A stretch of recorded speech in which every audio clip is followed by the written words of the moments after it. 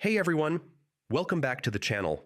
Today I'm going to show you how to use Coda for data management and build a structured system to organize, analyze, and control your information more effectively in 2026. Coda allows you to manage data through powerful tables that act like smart databases. Start by creating a new doc and adding tables for different data categories, such as customers, sales, inventory, projects, or performance metrics. Make sure to use clear column types like text, numbers, dates, select lists, and lookup columns to keep your data structured and consistent.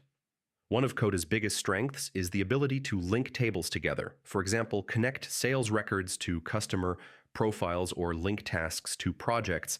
This eliminates duplicate data and keeps everything synchronized automatically. You can then create multiple views like table, board, or calendar to analyze the same data from different perspectives without copying anything.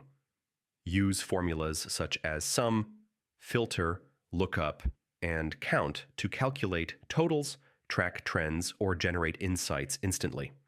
You can also build dashboards that display key metrics in real time, helping you monitor performance at a glance.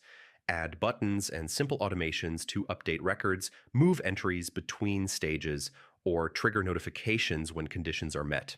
Regularly review, clean, and archive outdated data to maintain accuracy and efficiency. With a well-structured system, Coda becomes a powerful data management tool that grows with your needs. That's it for today. If this guide helped you, like, subscribe, and hit the bell icon for more tutorials.